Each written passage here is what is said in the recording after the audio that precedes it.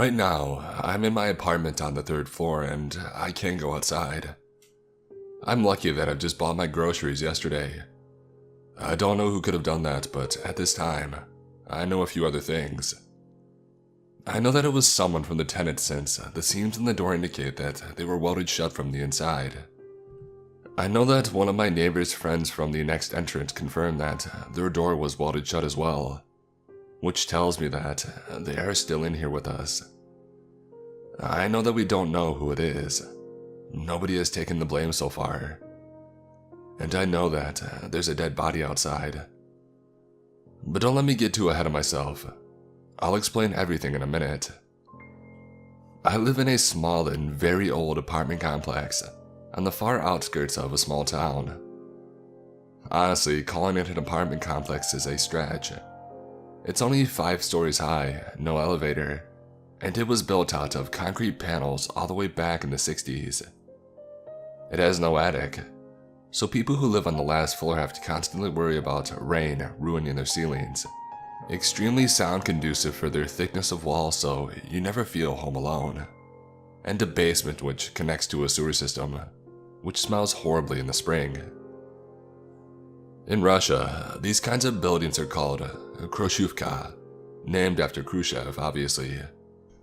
I get the appeal of a low-cost, easy-to-construct building, but I think there's not a single soul in the entire country who would miss them. In 50 years, they should have demolished them and replaced them with something better, something newer.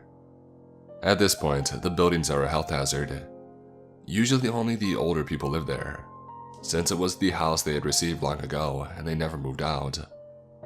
Young people like me rarely moved into Khrushchevkas, which is why my neighbors were mostly old people. And let me tell you, old people in Russia are pretty mean. But I can't complain. I got this apartment from my late grandma, so at a young age, I at least had my own place. Plus the view from my balcony on the 3rd floor is great. It overlooks the forest, which technically is the border of our town, so no ugly buildings in sight. Just a boundless nature which, as I was told, stretches for thousands of kilometers in that direction. An entire ocean of dark wood that curves beyond the horizon. In a way, I live on a beach. It's pretty sweet if you don't account for the things that sometimes wash ashore.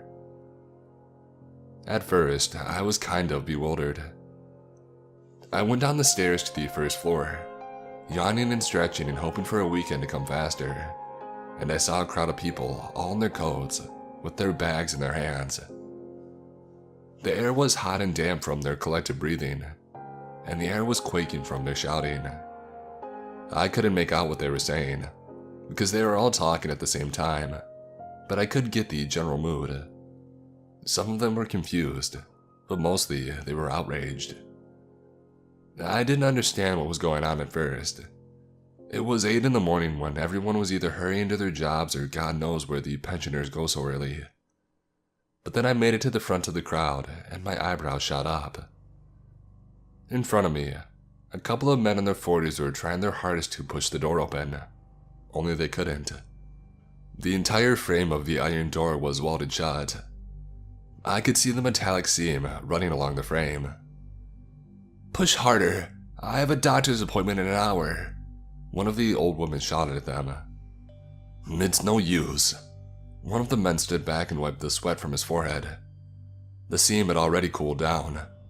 "Nothing short of a circular saw will open this door now." "We're locked in here?"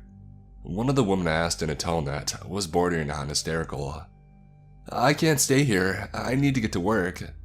"Everybody needs to get to work," the man snapped back at her. "But the door is locked. What else do you want me to do?" "So what? We're going to stay here locked because of some kid's prank." She squealed at a frequency I thought was impossible for a human voice to produce. "I doubt that it was a prank," the man said. "I've worked as a welder for 17 years, so I can tell you for sure. The door was welded shut from the inside." There was a pause of silence as everyone considered the meaning of his words. Somebody had locked themselves in with the rest of the tenants. But why? Who the hell would do something like that? I asked aloud to no one in particular. Some maniac for sure. The old woman grunted. She gave me a mean eye and then tugged my sleeve. Say, what apartment are you from? I don't recall seeing you here. Is that you who's done that? She pointed at the door. You and your good-for-nothing friends, huh? Probably hoping to butcher us all and take our money, right? She was getting louder with each sentence, and I suddenly found myself at the center of attention of a really mean and annoyed crowd. I had to defuse the situation fast, or else I wouldn't be able to reach my apartment in one piece. I'm Tamara Vasilvina's grandson, I explained, feeling angry that my words, the god-honest truth, sounded like an excuse in that context. I've lived here for the past year, and I just came down from my apartment. Leave him be, you old hag. One of the men from the back of the crowd interfered. I've seen this lad here many times. He's good people. Helped me with my bags more than once. The woman was obviously humiliated by such a development and gave me a death glare, but thankfully she didn't say anything else. A doorbell buzzed behind me. Someone from the crowd was trying to reach the neighbors that lived on the first floor. Open up! I heard a man's voice shouting, followed by the thuds of his fist knocking on the door. The door's stuck and I need to get to work. How are they going to help you? Someone from the crowd asked. I'll crawl out through the window, that's how, the man replied. Don't be ridiculous. All the windows on the first floor are grated, somebody else shouted. But the man didn't listen. It seemed that more people joined him as I could hear numerous fists banging on the door. Hello, can you help me with the door? I can't seem to open it. We suddenly heard a voice coming from outside, from beneath the welded door. Somebody was caught outside when the door was welded shut. I can't find any explanation as to why they were trying to enter our building at such an early hour.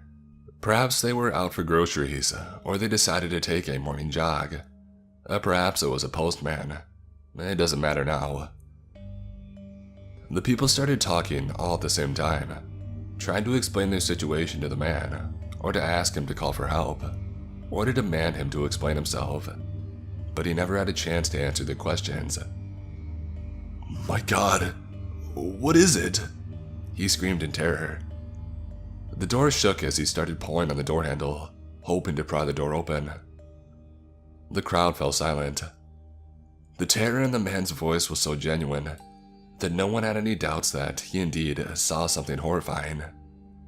Let me in, please, he screamed again, desperately hoping to muster the strength to open the door. We couldn't see, of course, what scared him so much, but we could hear it. The heavy snarling, the clanking teeth of a huge maw, the claws scratching against the ground, getting louder with each second. The concern for his fate swept over us at the same time. It was probably what our ancestors had felt when they watched one of their own being chased by a lion. Run! Run while you still can! The crowd shouted, but it was already too late. There was a loud thud and the door shook. The unknown creature rammed straight into the man, pressing him into the door with its massive frame. I could hear it growling as it was tearing into him, trying to get a better hold of him, but I couldn't recognize the animal. The door trembled again and again, as the creature was throwing the man against it, hoping to get him to stop resisting. He screamed until the creature finally got to his throat. Someone gasped in terror. Help him, someone! Somebody from the back of the crowd shouted. Nobody moved. There was nothing that we could do. The iron door that protected us from the creature outside was also separating us from the man. He was so close to us, and yet he was dying alone. There was another strike at the door, and the crowd stepped back. The creature was testing the metal. It could hear us inside, but the door stood still. Whoever had welded it shut did a good job. After that, it fell silent. We didn't know whether it left or if it was standing right behind the door, biding its time. We couldn't check either way.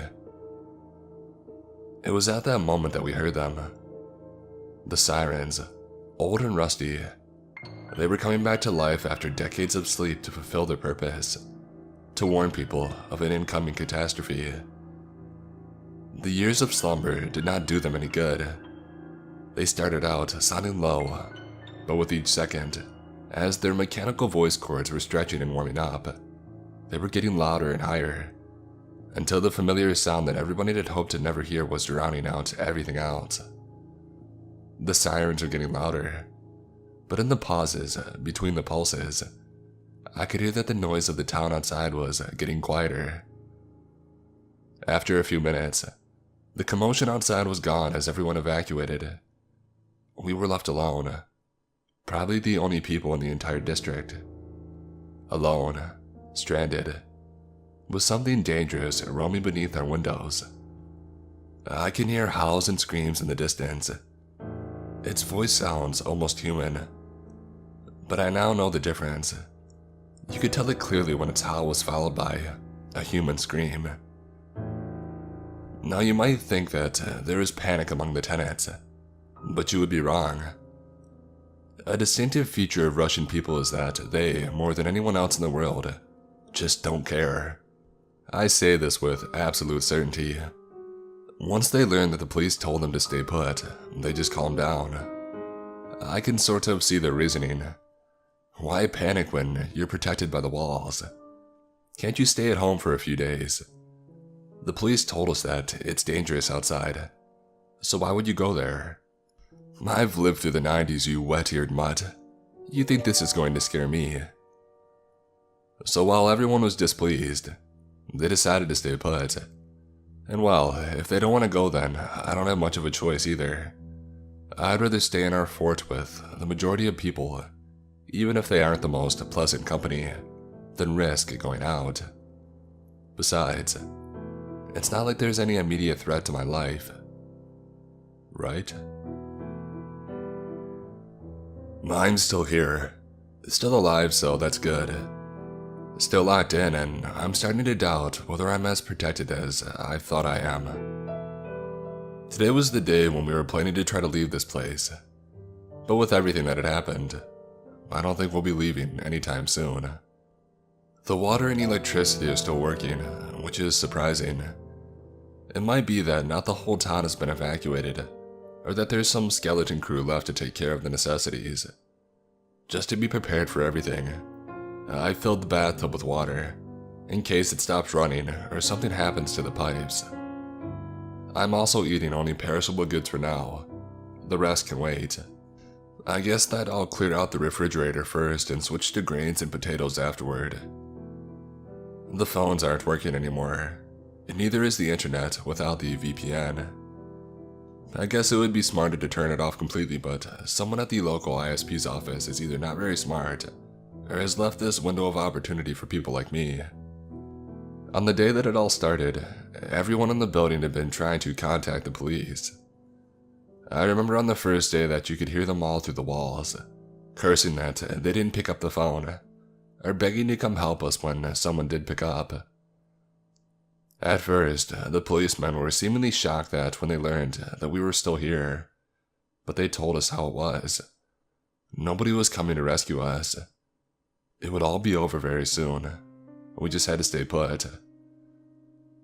When people started calling their relatives, the phones were suddenly switched off, and had stayed silent since then. So I guess the higher-ups didn't want us to spread panic. Perhaps the rest of the country is not even aware of what's going on here. I'm not surprised. Our leaders have a long history of keeping the catastrophes under wraps. The beast has been very active on the first day. Though I hadn't seen it, I had heard later from the rumors that one of the tenants had seen it lurking beneath his windows. We would occasionally hear its roars and screeches, and every time I could hear the entire building fall silent to hone in on its sounds and determine how far away it is. We couldn't hear it on Saturday.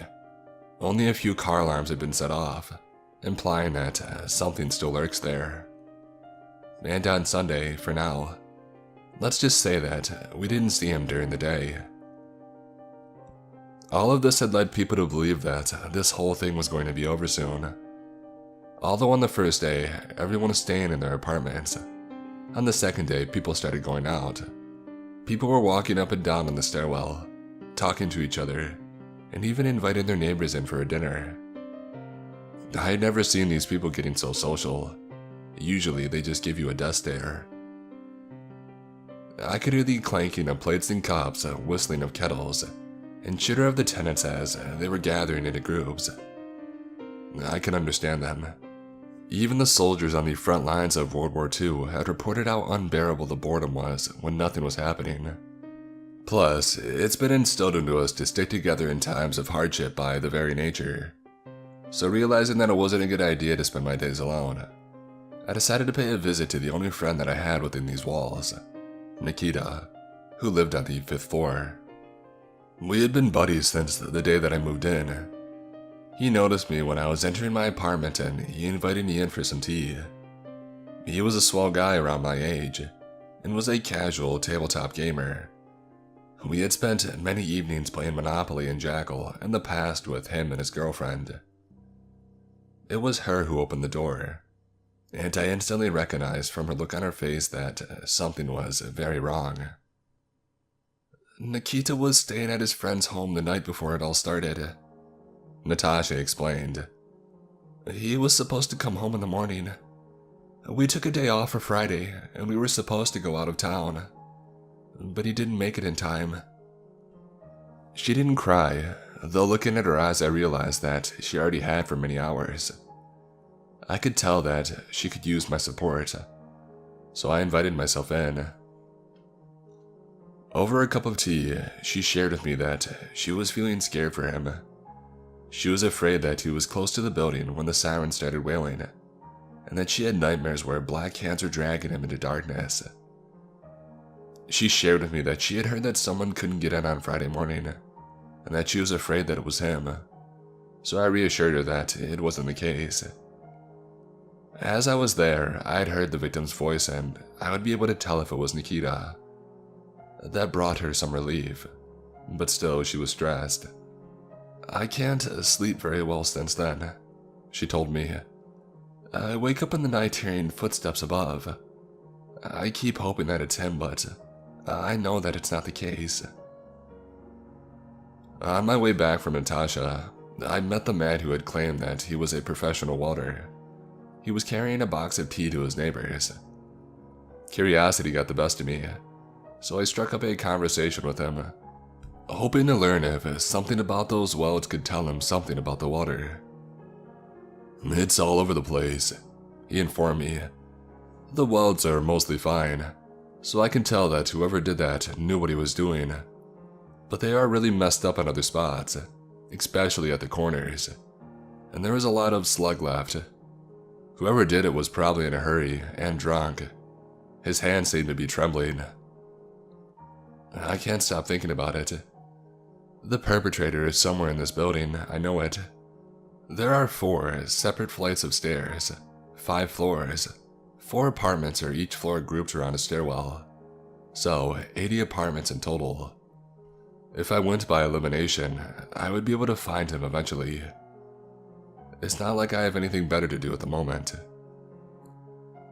I've spent a good hour examining the door, trying to spot some clues. All I've found is a cigarette butt that may not even belong to him. A Russian brand, Soyuz Apollo. It's really nasty stuff. Makes you cough your lungs out. I might take a look at the paint cans mounted on each flight of stairs, the improvised ashtrays. Maybe I'll find something this way. Some people just don't have the luxury to kick back and pursue some personal quest like I do. They generally need to get out. An old man in his early 60s knocked on my door. He was looking for insulin. He had been planning to get it from the nearby drugstore on the morning that we were all locked in. During the last few days, he had used up his last reserves and now desperately needed more. He had said that he had hoped that it would all be over before that would happen, but time was playing against him, and now he had no choice but to ask people to share their own if they had any. I didn't, but wondered if any other tenants had, but were choosing to hide that in fact in order to save some for themselves. When I noted that I hadn't seen his face before, he informed me that he was from the next flight of stairs. He had to get up onto the roof to come over here when all of his neighbors told him that they didn't have any insulin on them. I had heard that there had been shortages of insulin in the drugstores lately, which was probably why the old man didn't have enough stock on him. "The drugstore is just across the road from our building," he complained to me.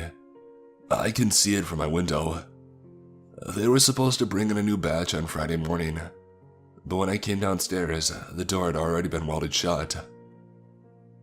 His last sentence intrigued me, so I asked how early that he tried to leave the building. "It was 6 a.m., son," he informed me. "The pharmacist told me that the truck with insulin was going to arrive at 9 a.m., but I thought that I might get in the line early to make sure that I get enough." This has left me very heartbroken, but it also gave me a clue. The perpetrator must have finished what he was doing before his 6 a.m., and if that old man in need of insulin was able to get up onto the roof, surely the mysterious perpetrator could do the same. That would allow him to weld all of the doors shut from within. Perhaps it was even him who was waking up Natasha at night, or maybe someone else. I didn't want to jump to the most horrible conclusion right away. If something was crawling on the roof, it wouldn't miss its chance to go inside the building. Unless it's already here, hiding in one of the apartments. There were talks that we could make a break for it, make a rope out of bed sheets hanging from the window, and then get down from the second floor's window, one by one, and then head to the other side of town. We were acting like a group. Today was the day that we were going to set this plan into motion, but it didn't come to be. Last night, I woke from a sudden sound. When I opened my eyes, it was already over, but I knew what I had heard. The scream, the howl, similar to the one that the beast produced, only somewhat different. I lay in the dark with my eyes open, waiting for it to repeat, but there was only silence. I heard footsteps above. It seemed that I wasn't the only one who had been woken up by it. Getting up to my feet, I glanced at my phone. It was 3 a.m. I tried going back to sleep, but I couldn't keep my eyes closed. The howl, the implications of it were keeping me awake. Deciding that I'm not going to sleep anymore, I got up and I headed for the balcony. "Oh, hey there." My neighbor Maxim startled me. His balcony was a few meters away from me, and he also decided to go out for a smoke. Even though it was a November night, he was wearing only his underpants. "You heard that too?" He pointed at the forest with his cigarette. I nodded. "Yeah, you think it's back?" It didn't sound like it. Maxim confirmed my suspicions. It sounded different, like a different breed or something. "Yeah, I thought so too. You mind passing me one?" I asked Maxim, and he threw me the entire pack. "Take it, you might need all of them." Before taking a cigarette, I glanced at the pack. Soyuz Apollo. My curiosity spiked, but I quenched it. I didn't want to think about that at the moment. We smoked in silence for some time, and then Maxim spoke again. "Everything's in chaos in this building. Everyone is scared. We ought to do something about it." "Like what?" I wondered. "I don't know yet." Maxim shook his shoulders. "But it's our responsibility as men, you get me? We have to." He fell silent as a branch broke somewhere below. Something was moving down there. I only looked in time to see something big entering the forest, and my blood ran cold. It was standing there throughout all of our conversations, and neither me nor Maxim had noticed it. We were merrily chatting as the beast below was biding its time, listening to our voices. "Holy, have you seen it?" Maxim loudly whispered. I didn't," I stuttered, still shocked that the creature we had been hiding from for the last few days, the one that had crushed a man's windpipe with its jaws, was a mere meters away from me. Hold on, I'll light it up. I searched my pockets for a phone, pulled it out, turned on the flashlight and pointed it at the forest.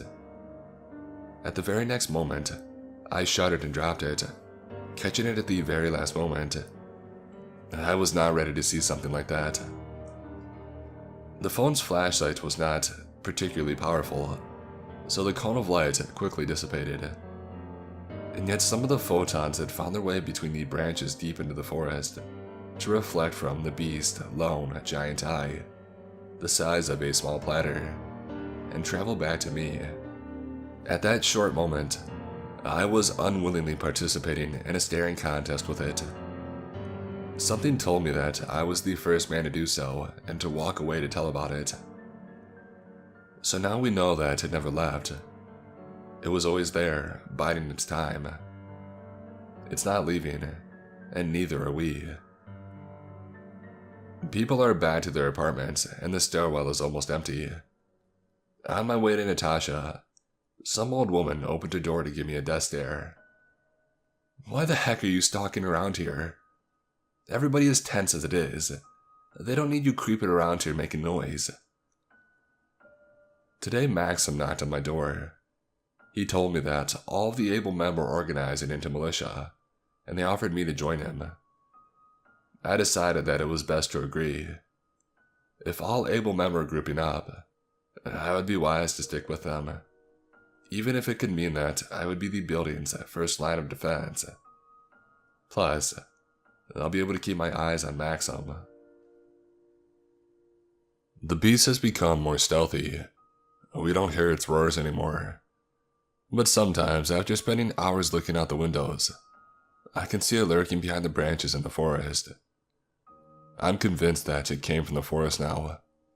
It feels like at home there, spending the majority of its time there, surfacing only to take a glance at us, to check if we're still there. My fridge is already empty. Even with me rationing the food, it ran out much quicker than I had expected. Luckily, I still have my grains and potatoes. Most of the old people don't seem to be complaining. I can understand why. With them surviving on their pension, they had learned to stretch the food until the next month. Plus, they are old and their knees are weak and brittle. They can't afford to go out for groceries every day, so they wait until they learn about some sale somewhere, and then they go there to stock up for a month, even if said sale is on the other side of the town. They're probably stocked up for a few months ahead. I can't stop thinking about it. The tap water is starting to taste funny too. I'm glad I filled my bathtub to be ready for something like that. Some people are warning everyone not to drink it, and I hear all kinds of rumors as to why we shouldn't. From it having some drugs mixed into it, and to it being poisonous to take care of everyone. Personally, I don't think it's anything like that. The pipes had already gone bad over the last week since they weren't looked after. Maxim had started organizing the militia. So far, it's very small, and we patrol only our flight of stairs and the roof. But he had started to try and convince people from the neighboring ones to join us as well. He sounds very convincing, and I can see why people are joining him. It gives them back the illusion of control. Even though we don't have anything except for some makeshift weapons, like sharpened brooms, knives, or in my case, a hatchet for meat, people are now less scared to leave their apartments again. They trust us. I guess it reminds them of the old times when volunteer militias on the streets that looked after the neighborhood were a common thing. However, not everyone is willing to join his cause. The furthest flight of stairs to the right gave us a rather cold shoulder when we descended from the roof to tell them about our idea. We were greeted by a bunch of men. Some of them were obviously drunkards, with their faces red and swollen from constant drinking, while the others had prison tattoos on them. All of them reeked of alcohol, and the sounds of Blotniak, a Russian music genre that consisted mostly of obscene ballads about criminal life, played in the background. Somewhere far in the distance, I had heard metal clanking. I didn't pay much attention to it then. Their leader, a man with gold teeth and a naked torso exposing a tattoo of an Orthodox church, spat to the ground when he heard us out. "Trying to play coppers here," he said with a fake grin, making sure to show us every tooth. "Look at that one, guys," he pointed at me. So young and already trash. The crowd behind him half-heartedly laughed. I felt a chill running down my spine. The look in their eyes was dangerous. It was like staring into the eye of the beast again. "It's for the greater good," Maxim said, staring at the man. "We're all in danger and we need to stick together." "We can look after ourselves," the man replied, pulling a gun from behind his belt. For a moment. "And we don't need anyone snooping around here either. Now scram back to your corner."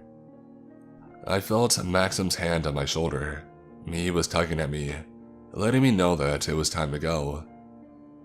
I felt sick that the man could talk to us like that and get away with it, but there was nothing I could do. "Hey, bring some girls next time," one of the men shouted as we were leaving, and the crowd laughed. "Well," Maxim said on our way back, "it seems like we have a hottie here." When he met my confused gaze, he explained, "It's the place where the criminals gather after they have served their sentence to celebrate. It seems like a bunch of them got caught up in here with us, and they don't seem like it affected them. They seem to just be partying all day long, which means soon they'll be out of food.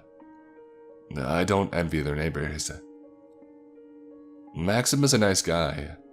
I'm still not sure if he's the mysterious Walter who had locked us all in. The only clue I have is the brand of cigarettes that he gave me, and it's a stretch to think that he's the only one in the entire building who smokes them. While they are not exactly common, I'd seen people smoke them plenty of times. I tried talking to him about what he thinks about the identity of the Walter. Who could it be and why did he do that? And while he was talking, I was looking at his face to spot something. If he were to get nervous, then it would be a dead giveaway. But his face remained straight the entire time, and he even got some joy out of speculating about who it could be and what their motives were. Either he was a very good liar, or it just wasn't him. After that, Maxim had me check the basement to see whether we could escape through the sewers, or if something could find its way through them. Truth be told, I was scared to go down there. The concrete walls covered in moss and cobwebs stretching from wall to wall weren't exactly reassuring. But what really scared me were the tiny windows along the walls. They were too small to crawl through. I would barely be able to fit my head in if I tried, but I was still afraid that something could find its way in. The basement ran under all of the building, with all flights having a door leading down there, so it was hard to find the hatch that led down to the sewers. When I finally found it in the corner of the basement, I experienced a mix of emotions. It was also welded shut, which meant that nothing could get in through it, but also that nothing could get out. Over the last few days, we had started hearing gunshots in the distance. It sounds like a machine gun, and I doubt anyone in our town has one. Maybe the police have a few AK-74s. Sometimes it almost sounds like there's a war going on in the distance. It fills me with hope that we're going to be rescued soon, but I can't help but wonder, what are they shooting at for so long? I doubted that the beast outside could soak in so much ammunition. Aside from that, not much happened during that time. One day followed another, and I spent the majority of my time with Natasha. We could both use some distraction from the world around us. I was at her apartment yesterday playing Monopoly, when we heard confused shouts coming from the outside. Looking out the window that was overlooking our town, I felt my heart skip a beat. Someone was running away from the house. I squinted my eyes and my heart sank even more. I recognized who that was. It was the old man who had been looking for insulin. I opened the window and looked down, already knowing what I was looking for. And sure enough, it was there. A rope made out of bedsheets, hanging from one of the windows on the second floor. In desperation, The man must have decided to make a break for it and rush towards the drugstore to get the insulin that he needed to survive. It was either that or a slow and painful death. He disappeared behind the crown of trees, and a few seconds later, I heard the glass break. He must have shattered the window of the drugstore to get inside. The sound echoed across the empty streets, and Natasha shuddered in fear. I knew what she was going through. If that creature that had stalked her house for the past week heard him, it would no doubt come over, seeking its next prey. A few minutes later, I saw him running towards the window, clutching something in his hand. Even from a distance, I could see how pale he was. He was out in the open, away from the safety of our walls, and for a moment, I felt respect for the man rise up in my chest. He defied his odds and refused to die doing nothing. He had approached the windows when we heard it. The moaning scream of the beast, somewhere very close. The man grabbed the rope and started climbing up. He made it about halfway when his weak arms gave out and he fell to the ground. Old and frail, he was unlikely to make it even if he wasn't malnourished and weakened by his disease. He slowly got up, rubbing his hip, and tried climbing up again, when the creature showed its head around the corner. I could finally see it with my own eyes. It was beyond my wildest expectations. It was clear that whatever it was not from this world. Its front legs were thick and burly, ending with paws with long fingers that looked disturbingly similar to human fingers. The hind legs were much shorter and, once again parodying human nature, looked very similar to human legs. All of its body was covered in black, long, thick fur except for its head, which was bald, exposing its gray skin. And in the center of its almost human-looking head, a single eye rotating wildly, seeking out its target. It stopped on the old man, and the beast let out a low growl. The man was not giving up, trying to crawl up, but with his busted hip, he could barely crawl 1 meter above the ground, and his arms alone could not pull him up. The beast must have noticed that because it didn't rush at him. Instead, it took its time approaching him as if taunting the man's efforts to escape it. When it was just 5 meters away, the man jumped back to the ground and tried to escape, but the creature covered the distance separating them in one quick leap. It raised its paw above him, clenching its fingers into a fist, and I looked away, but I still heard the wet splatter when its fist descended onto the man's head like a hammer, taking care of him instantly. At least he didn't suffer like the one before him. When I carefully looked out again, the creature and the man were gone. The only proof that they had been there was a long trail leading around the corner, towards the forest. I thought that the day was eventful enough, but last night, something else happened. I woke up from the sound that had haunted me for so long, that I wanted to know so much about. The sound of someone welding something. I jumped out of my bed and listened. I wasn't sure where the sound was coming from, but when I looked out of the window, I noticed a light coming from the roof above, somewhere from the direction where the criminals resided. I rushed out of my apartment just in time to see Maxim leave his own. He was wearing nothing but boxers, and I could see in his eyes that he was in a rush. Just like me, he wanted to learn the identity of a mysterious welder. When we got under the roof, the welder was already gone, but not before finishing what he had been doing. The door leading down to the criminals was now reinforced with a makeshift cage gate made out of stairs railings. At that moment, I realized that the sound I had heard before, the clanking of metal, was probably the welder working on the railings to give them the necessary shape. The mysterious welder that I had been chasing for the past week was one step ahead of me. I now knew where he lived, and I couldn't get there.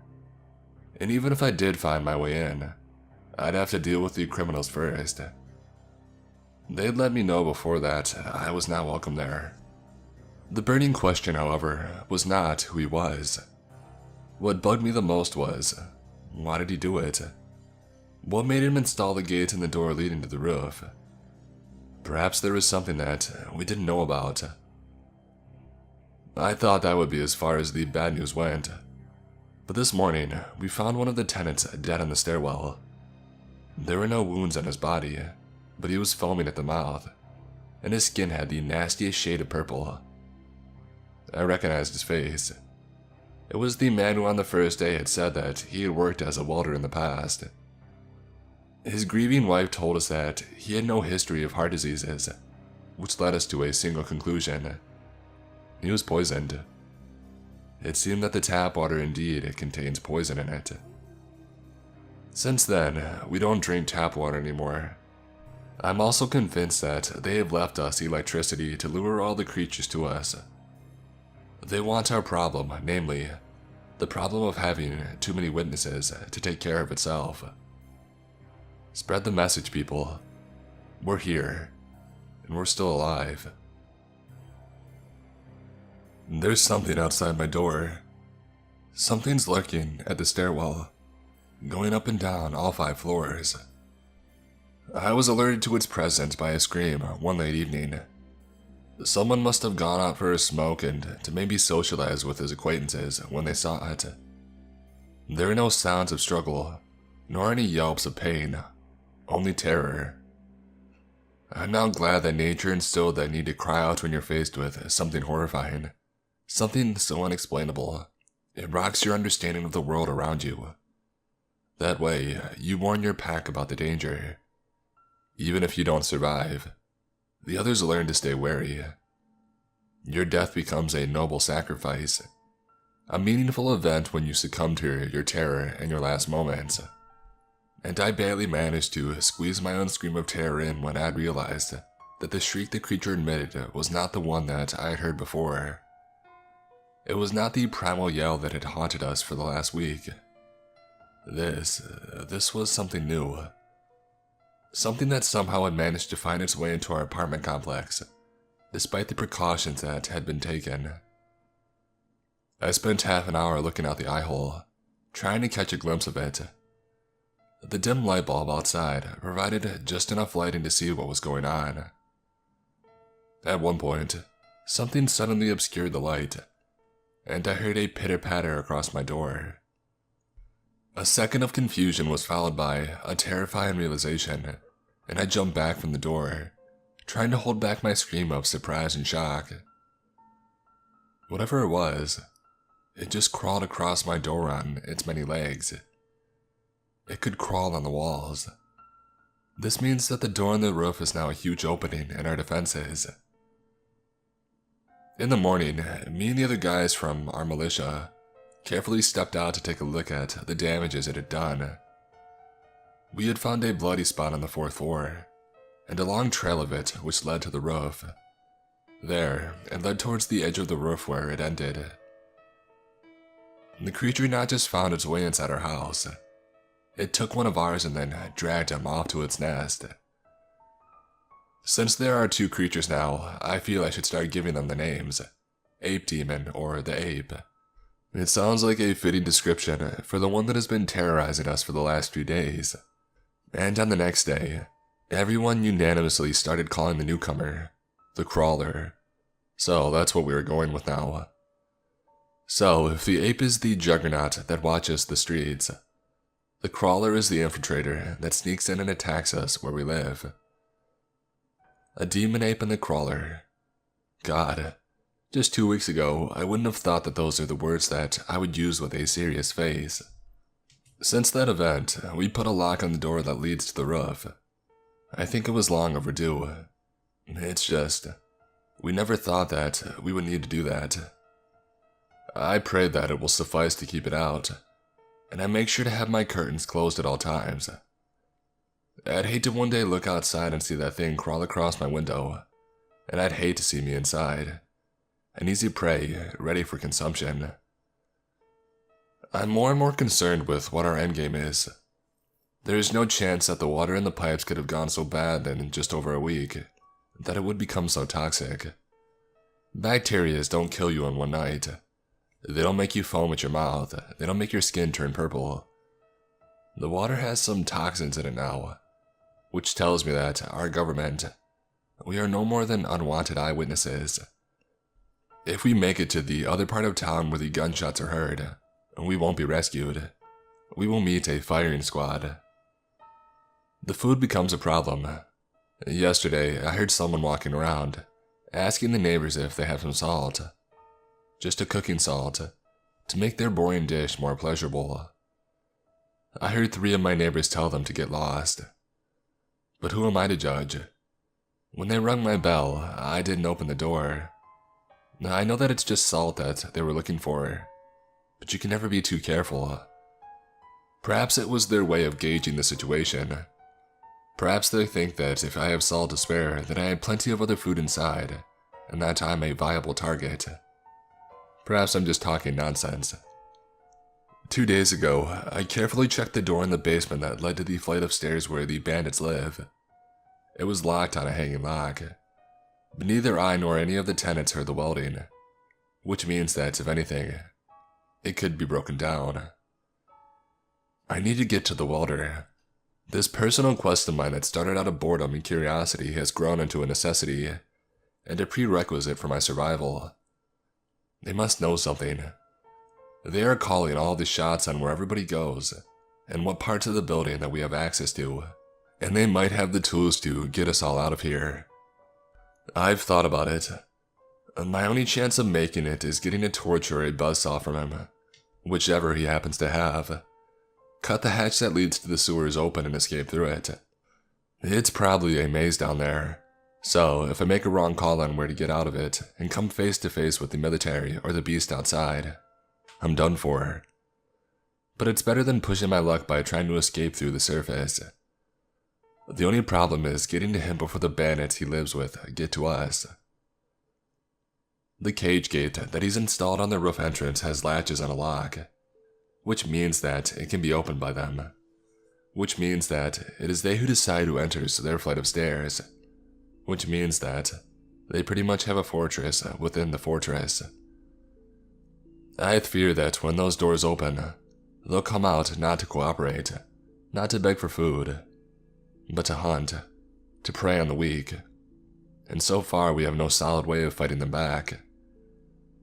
But the crawler and the bandits aren't our only problems. Yesterday, the ape learned that it's strong enough to rip the cages out the windows on the first floor. Worse, it was the apartment in the same stairwell as mine that it chose to attack. I heard its grunts outside, the screams of terrified people downstairs, the weeping metal that was being torn apart. I don't know what the people downstairs did to provoke the beast. Perhaps they had thought that the cages would protect them, and they didn't have their curtains closed. Perhaps they saw the creature and decided to indulge themselves in a staring contest with it. I don't know, I didn't ask. One of the tenants who had lived there managed to escape. I could see the terror in her eyes when I walked out of my apartment to see what was going on, just in time to have her rush past me. But I knew that someone else was less lucky. I heard the screams of a man who the ape pinned down. I heard the loud thumps when its fist collided with the man's flesh. And you know that thing where you can tell where the sound is coming from by how much it is distorted by the echo? Well, judging by how it all sounded, I realized with terror that these screams were coming from that apartment on the first floor, and that the woman, fleeing in terror, didn't close the door on her way out, which meant that when the ape was done with the man downstairs, it would be free to enter the stairwell and roam all 5 floors. Perhaps it wouldn't even be able to leave if it got lost here. I had to do something quick. It was very risky to go down there and try to close the door, but I knew that if I didn't, that at that moment I would be dead within a few days. It wasn't bravery that pushed me to do such a reckless action. It was desperation. I was facing a paradox. Stay safe and die, or risk your life and live. And my body was telling me that I wanted to live some more. I carefully made my way down to the first floor, and I took a peek at the door. Just as I suspected, it was wide open. I could hear the ape munching on its already silent prey, but I could also see the key already in the keyhole. Carefully, trying my best not to make a noise, I inched towards the door. I wanted to scream in terror from the fact that my steps weren't completely soundless, but I guess the creature didn't hear it over the sound of the bones breaking under its bite. I was now right next to the door. One more step and I would be inside the apartment. The ape was now mere meters away from me, somewhere around the corner. If I messed up, I would have a second, maybe two, to say my prayers. There was no going back now. Carefully, I slid the key out of its keyhole. On its way out, it clanged. The munching stopped. It took a step. I slammed the door shut and started shoving the key into the keyhole, but my trembling hands couldn't pull that off. A muffled roar came from within the apartment, and I felt a massive body slam into the door from the other side.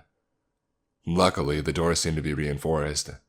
The ex-tenants had made sure to protect themselves from burglars, as with them living on the first floor, they were the prime targets. My legs were twitching from all the adrenaline in them, begging me to run away. I knew that if the creature somehow turned the door's handle, even by accident, it would break out that instant, leaving me no chances to survive.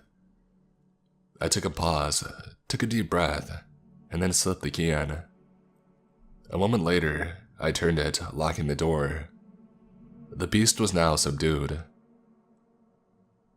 It left the apartment through the window a few hours later, after it was done raging and consuming the man.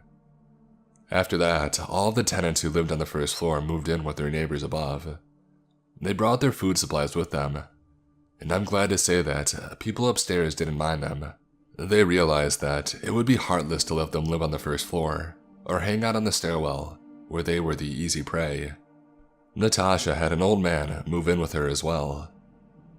But still, even though our casualties were minimal, we had taken a huge hit. Our home, our submarine submerged in all this madness, had taken another hit and sunk even deeper. I'm currently thinking about how to find the welder and get him out of here without alerting any thugs. The roof is not an option, but there's still a basement door that can be broken. I'll discuss that with Maxim tomorrow. It's time to act. Time to get out of here.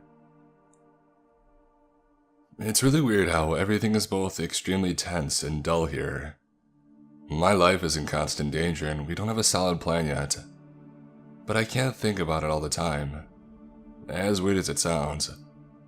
I'm tired of constantly thinking about my chances of survival. And when monsters are not crawling across your window, you don't have that sense of urgency. You don't get anything at all.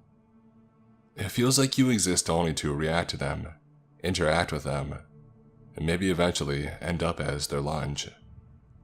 Over the past few days, I've received a lot of advice from Florida. You guys have it rough there. I still wish that I would rather be there though. At least it has colors. Everything here is so gray that I want to poke my eyes out. We prepared for food and water shortages, but there were things that we didn't consider. For starters, there are 2 dead bodies in our building. They're starting to rot. When the guy who got poisoned died, his widow kept his body in their apartment. She dressed him up in nice clothes and laid him down on their sofa. We even suspect that she spent some water to wash his body. But 2 days ago, she came to us asking for help. He was starting to swell up and smell. It was a weird sight, seeing him lying there in a tranquil pose, arms on his chest, on that tiny sofa under a painting of a river, yet so swollen and purple. It seemed that the toxin continued its work in him. The smell was unbearable. In the first few minutes that I've got there, it was making me want to vomit, and knowing that it was a human body, something that was a living individual just some time ago, was making it even more disturbing. She wanted us to take him to the basement, but Maxim objected. His smell will attract the predators. They'll want to break in even more if they smell his stench. We need to throw him outside or leave him on the roof. You can't, she whispered. Her eyes widened. It's not Christian-like. He deserves a burial. She leapt to her husband's carcass and raised her hands, letting everyone know that she won't let us take him. You can't, she repeated in a shrill voice. I won't let you. Get out of here. I won't let you do it to him. We silently surrounded her. Nobody wanted to force her away, but we knew that it had to be done. The man's dead body was compromising the safety of the living. Maxim wordlessly grabbed her by the wrist. She screamed and tried to break free, but Maxim wouldn't budge. When she realized that she couldn't overpower him, she had switched to defense, clawing at him with her free hand. Maxim didn't defend himself, choosing to stoically endure her assault, giving her the opportunity to take it all out on him, and only tilting his head back so that she couldn't claw his eyes out. "Take the body, throw it out the window," he said before dragging the woman to the kitchen so that she wouldn't get in her way. In a desperate, last-ditch attempt to resist, she grabbed onto the door, but Maxim yanked her away from it. Her grip was strong enough to leave scratches on the door's wooden surface, and one of her nails was left edged into it. We wrapped his body in a blanket. It was easier to carry him that way, both physically and mentally. We had carried him to the roof. One of us said some prayers and we tossed him over the edge. We didn't even look how he fell, only hearing the heavy thud when his body collided with the ground, and rushed to safety before the crawler showed up. Looking back, I don't feel guilty about what we did, but I feel guilty for not feeling guilty, if that makes sense. I should have felt something. A few hours later, when I looked out of the window, the body was already gone. The second body, the one of the man who got mauled in his apartment, was left where it was. We knew that the door to the apartment could off the intruders, so we didn't bother to do anything about it. I've talked to Maxim about the water and my plans to get to his tools. He liked my idea, but he warned me that there was nothing we could do at the moment. Sneaking in would be dangerous, and we didn't know where to look. "It's dangerous to confront them," he told me. "They are armed and they can overreact to us entering their territory. Maybe we should just let them know about our plan. That way they will cooperate." I reluctantly agreed with them. Back then, we didn't know that the time for negotiation was already up, that those scumbags had already made up their mind. Because yesterday, when I walked up to the 5th floor to waste some time with Natasha, I found to my horror that the door to her apartment was wide open, and there were signs of struggle taking place in her hallway. I had suspected the worst, but also, I didn't abandon hope. I rushed through all of the rooms, but she was nowhere to be found. Only the old man from the 1st floor that she had taken in was lying on the floor of the guest room. A small pool of blood formed under his left side. He was still alive when I turned him over. He didn't answer my questions as to where Natasha was, instead just whispering, "I'm sorry, young man. It's all our fault. The sins of the fathers." I didn't have time to heed his cryptic words. I needed to help him or he would die from bleeding, but I knew that Natasha was in danger at that very moment, perhaps somewhere very close. I rushed back to the hallway, trying to find any clue as to where she could be, and sure enough, there were a few drops of blood on the floor, leading outside and towards the door to the roof. It was dangerous to enter the roof on my own, but I didn't care. I rushed outside, looking around. Nothing. Nothing but a small, barely noticeable trail of droplets. I feared that it would lead me to the edge of the roof, but instead, it was heading towards the cage door at the end of it, the one that led to the bandits' hideout. The cage was already locked. I started shaking it and screaming for them to let Natasha go. It's reckless of me, I know. If I had stayed there for a few more minutes, I'd had no doubt attract the crawler and be done with. But one of the bandits emerged from the darkness beyond the cage and shook his pistol at me. "Keep it civil. Your girlfriend is in good hands. We'll take care of her. After all, how does that saying go? If you love her, let her go. Ain't that right?" He gloated. I spat in his face. And when he lifted his gun, I turned around and ran away. I heard a few shots behind me, but luckily they had missed me, and the man must have decided not to spend more ammo on me. I had to act quick. I didn't even want to think about what they were going to do with her. Every minute counted. As I was running down the stairs, calling for men to gather up, hollering at the top of my lungs. Surprisingly, people started leaving their apartments to see what was going on. They could hear the urgency in my voice and they didn't want to miss an important announcement. Never had I been so glad to see the faces of my neighbors before. Just 2 minutes later, I had told them what had happened. 2 women rushed to the 5th floor to help the old man. "Some militia you are," some old woman from the back row said. "You can't even protect us in our homes." "Shove it," I yelled in her direction, and surprisingly, there were no witty retorts. "Hey kiddo, what's going on?" Maxim stepped through the crowd to see what was happening. I told him what was up. His eyes turned bloodshot and his fist trembled with fury. That settles it," he hollered. "Men, gather up. We're going to take her back." He confidently hurried towards the roof. I followed and I could see that other men, even those who were reluctant, followed after us. We headed straight to the door on the roof. The same door where just a few minutes before I had almost been shot. Only now, I wasn't alone. There were at least 10 men with me now. It didn't matter if we probably couldn't break through the gates. What mattered was that when 10 angry men show up at your doorstep, you listen to what they have to say. "Open up!" Maxim shouted through the cage grates. "Open up or I swear I'm going to break these down." "What's all the ruckus?" The same man who I had seen previously began to walk up to the cage. He cast me an angry gaze before looking away. While he looked confident, his earlier smugness was gone. "Give us back the girl, or we'll feed you to those monsters outside," Maxim hollered. The bandit raised his hands in a mocking gesture of fear. "Easy, Pops. We just took a girl for a night out. No harm in that, right?"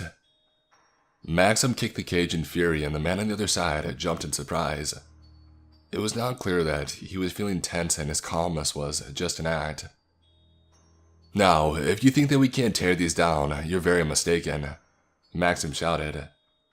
"Calm down, Pops. I was just joking, okay? We could all use a bit of humor these days," the man said, doing his best to keep smiling. "I'll go look for her." He disappeared. I was getting more and more anxious. Who knew for how long she had been in there? Who knew what they had been doing to her? Every minute counted. We heard some arguing coming from within. The men were shouting at each other, but due to the echo, I couldn't make out what they were saying. Thankfully, I didn't hear Natasha's screams. The shouting subsided, and then a few minutes later, the man walked up to the cage separating us. I could see Natasha behind him. She had a nasty bruise under her eye, and dried up blood on her lip indicated that she must have been bleeding from her nose.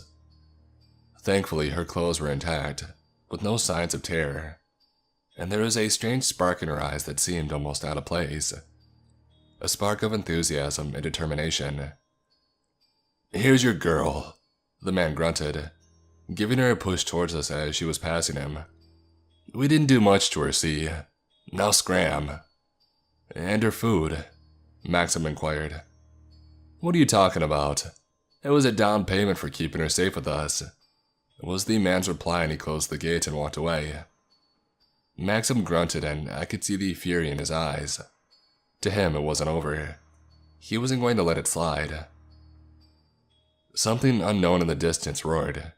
We hurried back to safety. "How are they? Did they?" I asked Natasha once we were inside the building, but she raised her hand to stop me. "I'm fine, don't worry about it. Their leader got scared when he saw that jerk bring me to them. He suspected something like this would happen." "How did they get you?" I asked her another question, but she shook her head. "They lured me out, pretended to be one of the tenants from the next flight of stairs, told me that they were looking for some aspirin. It doesn't matter." She lowered her voice to a whisper. "I found him. I found the welder." "You did?" I was genuinely surprised at such a development. "Yes, he lives on the 3rd floor, apartment 73. They told me to go hang out with him while they were deciding what to do with me. It seems like they're taking good care of him in return for his help. I don't know what's happened to the other tenants though. He doesn't want to talk about them. So did you talk to him? Did he tell you why he did it? Why did he weld us in here? I asked with anticipation. Yes. She looked around to see if anyone could hear us. The men were still descending from the roof and going straight inside her apartment to help with the old man who was still tender to inside. He says that he panicked. He was hunting in the forest for some game when he saw them. He says that there are dozens, maybe hundreds of them. They are migrating somewhere, and we are on the sidewalk of their path. So he ran home and barricaded himself and all of us. Of course, that was before he learned about the bandits. Said they had moved in just 2 nights before. But why didn't he run away? I wondered. Why not evacuate? Natasha shook her head. He can't. He has a son and he is completely bedridden, paralyzed below the waist, and he's too weak to carry him. No elevators too. She grunted and shook her head. He thought that it would all be over in a day or two, but he miscalculated. I imagined the situation the man had found himself in, trapping not only himself but his helpless child and everyone else in this hell. Even though I wanted to feel angry at him, I just couldn't. I told him about your plan. Natasha interrupted my train of thought. He says that it makes sense and he's willing to lend his tools and skills if we find a way to sneak him and his son out. They guard him well. There are constant patrols on the 4th and 2nd floor. Of course, they mostly drink and listen to music, but they have guns. I wanted to say something, but then Maxim approached Natasha and put a hand on her shoulder. You alright, girl? Yeah, I'm fine, Natasha said, leaning back. She didn't like the fire in Maxim's eyes. Good, good, he said, staring into the distance. I have a daughter, you know, younger than you, but still. He gave Natasha's shoulder another shake. They will never do this to you again, girl, he proclaimed, and I could almost hear the lava of pure anger building in his throat. Or anyone else for that matter. I made a decision. We need to strike them first. If you have pests, you gotta smoke them out. He looked Natasha in the face and the sight of her wounds made him grit his teeth. Tomorrow, we'll burn their entire stairwell down. Right now, I barely have enough strength to write, and my memories of the events that transpired a week ago are still fuzzy. But let's just say one thing. I'm still here, still inside this cursed building, weaker than ever. Maxim wasn't joking that he was going to burn down the entire stairwell. I and some others tried to convince him not to do it. We reminded him that we would catch on fire as well. That there were at least 2 innocent people in there, one of whom was a young man who wouldn't be able to escape, but none of it mattered to him. We just have to start a fire big enough to make them move towards the roof, he said, maniacally nodding at his own words. We'll be waiting for them there, and once they emerge, he made a slashing motion with his hand. After that, we can put the fire out. You'll try to, I reminded him. Fire's no joke. Who knows how big it may grow? Well, we'll do our best, he reassured me in an impatient tone, but I wasn't going to let it slide. And what about the welder and his son? I reminded him. They are just prisoners there, and they won't be able to escape the fire or the smoke. Are you ready to burn them down? I looked him in the eye, trying to guilt him into abandoning his idea. But Maxim didn't look away. Instead, he looked me straight in the eye, and I could see that the flames of his anger were getting wilder. How can you be so sure that they are just prisoners in there? Because they said so. Why did they make such a convenient cage door for them, huh? Why did they lock us in here? Because his son... I tried to explain, but Maxim stopped me before I could finish. No, that's just what he says, and personally, I think he's full of BS. He didn't have to lock us all in here, alright? He could have just stayed in his apartment and be done with it. So unless you have a better plan, we're going to do it my way, he said before turning around to leave. I do actually, I said to his back. He turned around and nodded for me to continue talking. My plan was crazy and dangerous, potentially even more so than the one Maxim offered, and way more complicated. But in my plan, the threat could be contained, while Maxim was basically offering to burn us all down. So after listening to what I had to offer, he agreed to go with it. "At least we can still burn it all down if your plan goes wrong," he grunted. "You start tonight. I'll find you a few men who can assist you. If your plan doesn't work by sunrise, we go with mine." I was too anxious to stay alone, so I decided to spend the rest of the day at Natasha's place. Her apartment was crowded. A few women were helping her tend to the old man. He was breathing heavily, and his face was very pale, but his bleeding had stopped and he was conscious again.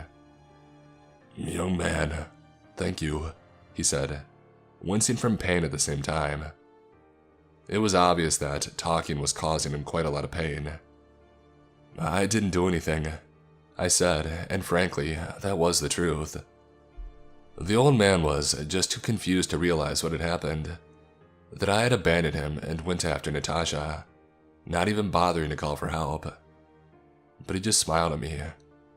"So modest. Lay still and don't waste your strength," one of the women told him. "You're too weak for that." He didn't pay her words any attention. "I'm sorry, young man," he whispered weakly. "And to you all, I'm sorry as well. It was our hubris to expect anything else." "He's delusional. Don't mind his words," one of the older ladies warned me and Natasha. "For the first time in my life, I'm quite sane, thank you," the man denied with some degree of irritation before wincing from pain. "Listen," he talked to me again. "There's no forgiving us for what we've done. It was a difficult time. The entire world was our enemy, but still, we thought that we had failed. But we were thinking globally. We were only thinking about them as if they were weapons aimed at the enemy. We never thought they would be so effective against the civilians, against our own people if they ever broke out. We underestimated them. We thought they were already gone." "Quit your old ramblings, you old fool. And you two, go," the old woman told me and Natasha. "Can't you see you're agitating him? We need him to rest." "This is my apartment," Natasha objected, but the woman just scowled. "You'll be back here tomorrow. Go hang out at your boyfriend's place." She nodded at me. "He's not my... Okay," Natasha gave in, seeing that there was no use arguing. I nodded towards the door.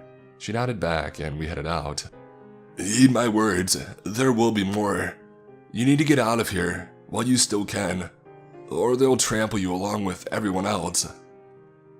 The last words of the old man sounded like an ominous warning. It was in the deep of night when we started executing my plan. The first thing we needed was the lure. It was tough finding a piece of meat nobody wanted to share, and when they heard why we needed it, they would spin a finger at their temple to show us what they thought about our idea. But after a few hours of searching, we finally found what we were looking for, and then it was time for the next part of the plan. We brought it to the basement with us and headed towards the furthest door, the one that led to the stairwell Maxwell wanted to burn down so much. The door must have been locked on the hanging lock from the other side, but it was old and wooden. There was a way to get past it.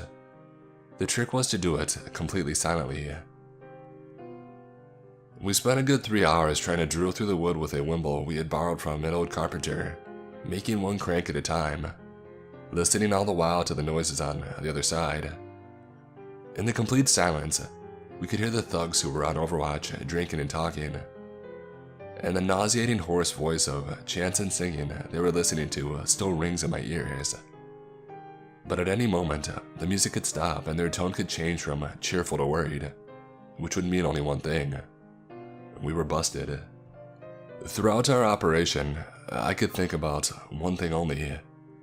Our failure meant the death of the welder. Even if we would miraculously retrieve his tools from the ashes, that price was too high to pay.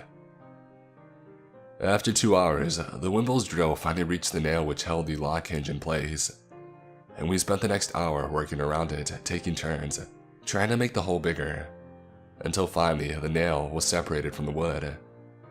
The hanging lock was just hanging from the doorframe now, and the door could be opened. I took off my boots and I entered the stairwell. From then on, I was on my own.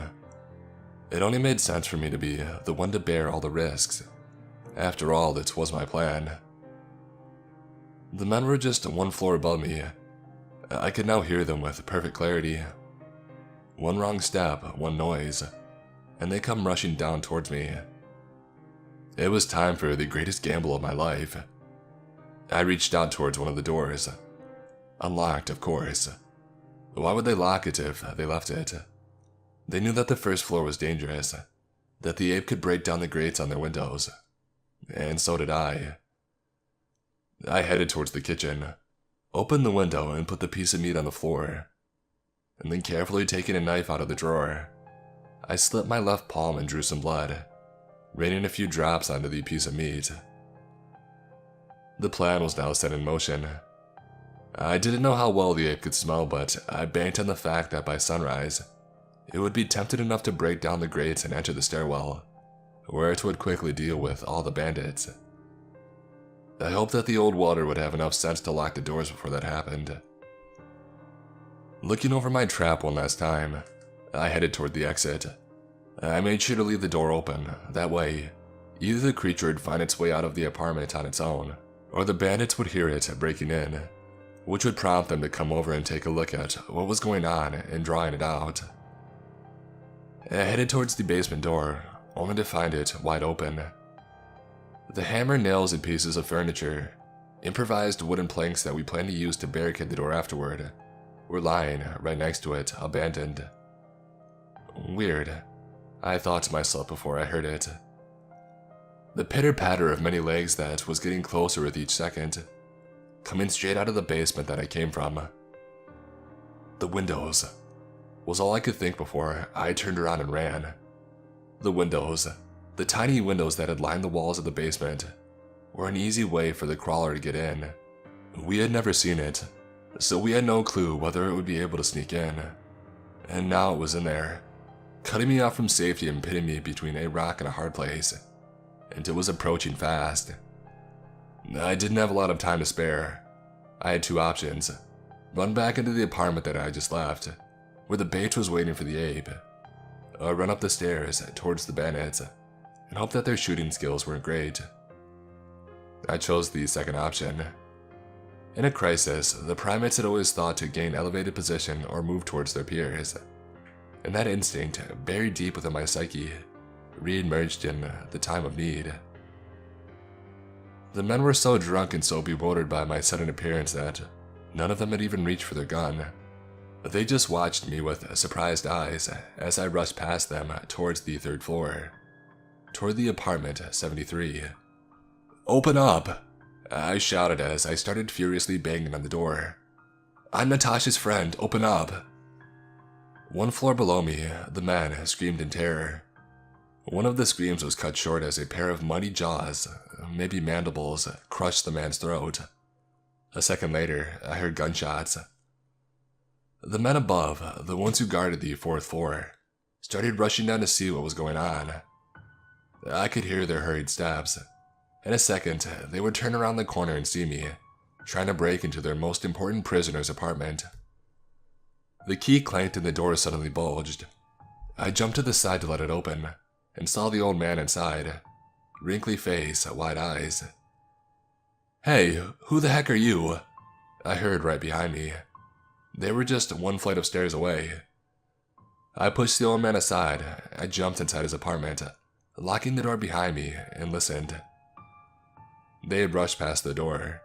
There were more pressing matters to take care of 1 floor below. "I'm Natasha's friend. I've come here to rescue you.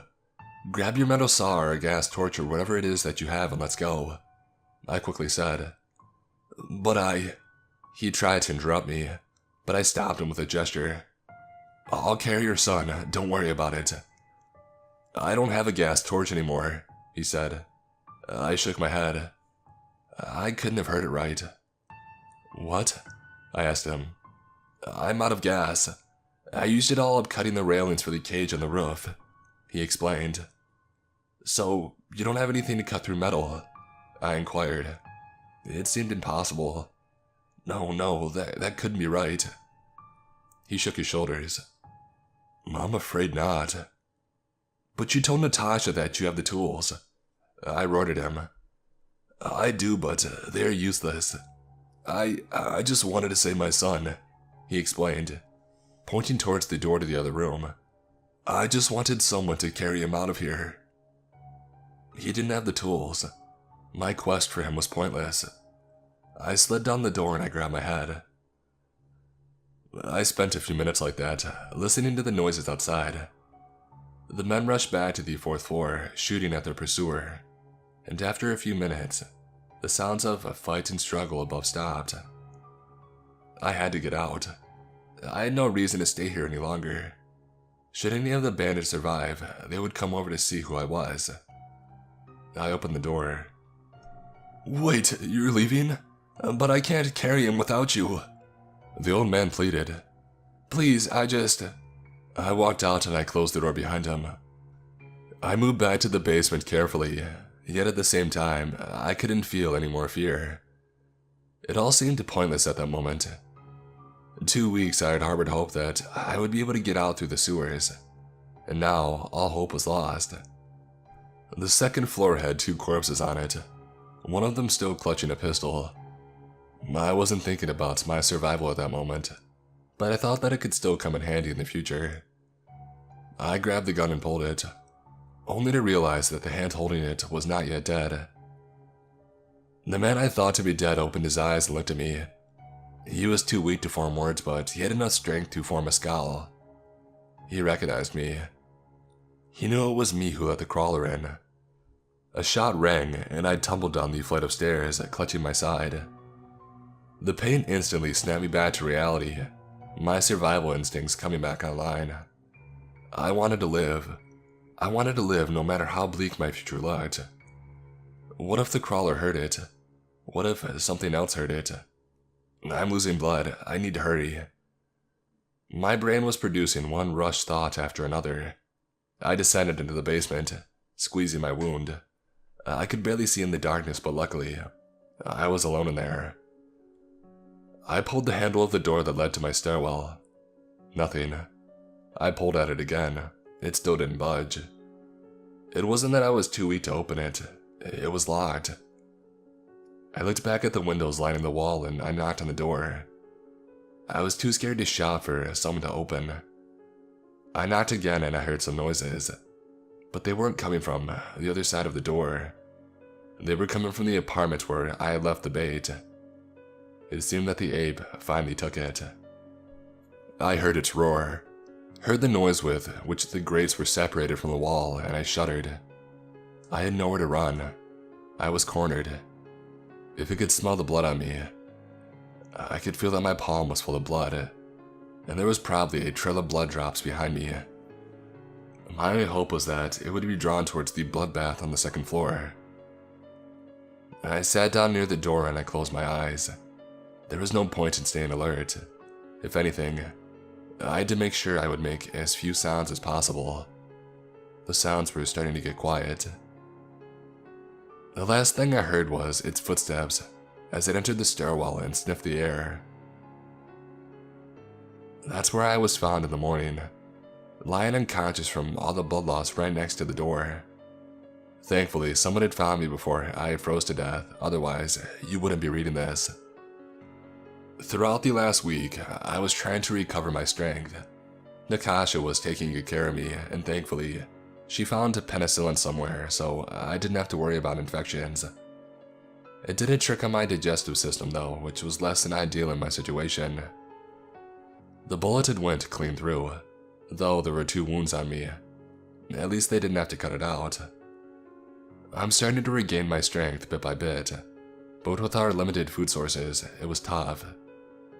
In fact, we're going to run out of food in just a few days, The tenants pulled all their food and started rationing it. A surprising development for sure. But very soon, there will be none left. I heard that some men were trying to raid nearby grocery stores. Not all of them returned. They hope that once I recover, I'll join them. I can't object to that. They had been feeding me for the last week after all. But I can't help but think that we need to get out. Once the food runs out, we'll be too weak to do that. So, my next update will probably be the last one. Sorry for not writing for so long. It just seemed pointless for the longest time, but I guess I have to say goodbye. It would be impolite to do otherwise. Little by little, I'm beginning to walk. The strength has been coming back very slowly to me, ounce by ounce. With my poor diet, my body had to cannibalize some muscle tissue in order to heal the wound. It's going to leave an ugly scar too. Right now, I have a hole in my side filled to the brim with scar tissue. I can't help but poke it all the time, even though it's disgusting. Of course, I won't be going for any food raids anytime soon. I might be able to descend down the rope, but to climb back up while carrying a dozen kilos of food on me, that's just impossible. I'll repeat the fate of that old man who couldn't get back inside. So for the past week, I've been lying in bed in Natasha's apartment. I guess you could say it's become a hospital of sorts. She takes care of both me and the old man. One boiled potato per day for each of us. She's been boiling them all while using the same pot of water. Says it'll make a nice soup when we're out of everything else. Maxim and the other men try to raid the local grocery stores nearby, but each raid gets more difficult than the last, mostly because half of the time somebody doesn't return. They would take the guns that they had found in the bandits' hideout, but from what I've been told, they're not much use, and the gunshots usually imply that something is living out there last seconds in terror. I don't hear much about the outside except for some rumors. Before I was locked inside the apartment complex, but now it feels like the danger lurks right beyond the door's threshold, beyond our windows. It feels like my fortress that used to be the whole building shrunk to fit inside Natasha's apartment. And with my limited mobility, I can't feel safe outside of her apartment. We're almost out of food. I can hear people bickering with each other more and more. It seems to head in a nasty direction. And each time Natasha steps out of her apartment, I fear that she might not return. She says that crazy things go on outside, the things that just a month or even 2 weeks ago would make my hair stand up. But now I'm just too tired and exhausted with all this BS to react. I feel like the same goes for everyone else in the building. Natasha says that a mysterious human figure has been spotted right on the very verge of the forest. It signaled to the observers to come out and follow it, and then disappeared in the forest. It seemed impossible for it to be one of these survivors. On another day, the tenants from one of the apartments started screaming that their voices in their heads were too loud. I would believe that it was just madness taking it over if it was just one person, but all three of them, that was just very unlikely. After a few nights before, we all woke up from the stampede. Hundreds of legs were rushing from the forest past our house and into the town. I could feel the building tremble from vibrations their mighty feet were sending into the ground, and these screeches of many beasts were mixing together, to a point where it was hard to tell which one I had heard before. No one dared look out the window. We were all just hoping that they had all passed and let us continue living on our pointless lives. After they had passed, we could hear gunshots firing off in the distance throughout the whole next day. The sounds of shots got the old man quite agitated. I never managed to get more than a few coherent sentences at a time out of him. It seems that the physical toll of his body as well as whatever guilt he's been feeling has made him lose it bit by bit. He talked about a place far in the forest. He was confusing things, so I'm not quite sure what it was. In some stories, it's a town, and in others, a base in the forest. Sometimes it's a lab and sometimes an archaeological dig. It was built by the Soviets and it's been there long ago. But in all stories, one word always came up. The door. He had worked there as an intern. He says that our entire town was built by the Soviets precisely because of that location. It was a closed-off town though, one that wasn't on any maps, even on the secret ones. Our town was a place where all these scientists and personnel lived. He said that he got his apartment back when he was assigned to the project, and was very proud of being a homeowner at a young age. Whatever they had been doing there, the higher-ups ended up disappointed with the results, so the project was closed and the town was declassified, even before the fall of the Union. He said that he had forgotten what he had seen there until a month ago. But now, despite decades of abandonment, something was happening there again. Something that unleashed the hordes of these monsters. As the man himself said it, "Something on the other side has finally made contact with us. 40 years after we sent out our first signal." He didn't elaborate on what the other side was, or where the beasts were coming from in such volume. Soon after, he shut himself off from the world around him, and he wouldn't talk anymore. 2 days ago, the mysterious figure was back again, and this time I got a good look at it. A long black winter jacket with a hood that obscured its face. A dark spot so clearly visible on the snow. I say it because, despite it looking completely human, I can't accept it as such. The only thing different was that, on that day, some people had followed it into the woods. I was almost one of them. The voice that I had heard in my head was just too alluring to ignore. Yesterday, it came back again, and once more, with a wave of its hand, people started crawling out of windows to follow it. Some were just hanging over rails and falling down into the snow from the second floor, before getting up and following its call, ignoring the cold and broken appendages. I had to restrain Natasha from following it. It seems that some people are more susceptible to its call, and so she answered it. I was fighting her for a good 5 minutes. She didn't hit or bite me. She was just silently pushing with her whole body towards the door, trying to get out of the building and follow it. I was shouting at her, even hitting her to bring her back to her senses, all the while feeling the strength leave my already weakened body. And throughout all that, I could almost feel the creature's awaiting gaze, piercing through these solid walls and judgingly looking over Natasha, disapproving that she was making its way for her. Finally, it left, and Natasha came back to her senses. I almost burst out crying when I realized that she was back with me. Over the last few weeks, she'd become the closest person to me, almost like a sister. To see her back to her senses was a great relief. But then the chill, cold air passed us, and with the terror, we realized that we were the only 2 people left in the apartment. The old man left and he didn't bother to close the window behind him. Seeing as it was the 5th floor, we didn't risk looking out to see if he'd survived. We knew the answer. We simply closed the window. Today, the mysterious figure, the haunted Pied Piper, will undoubtedly return. And this time, we all may fall victim to his call. So, we have no choice but to abandon the ship. There are no more than 10 people left in the building, and we're all ready to leave. We've eaten all the food we've had. There's no point in carrying it on us anymore. We put on the warmest clothes we've had to combat winter, and we've all prepared the makeshift weapons. Some sharpen their brooms, but I decided to stick with my hatchet. I'm so convinced that it's the best weapon I have. We're leaving in 5 minutes, and Natasha's pouring potato soup into cups. Our last meal in this building. We don't know where we'll go and how far we'll get, but I'm sure of one thing. We'll be safer away from the forest. We might even travel from one building to another. After all, we doubt the people closed their apartments before evacuating, so who knows, we might survive. We'll head somewhere far away, away from the military, away from the creatures. I'm sure we'll find a way.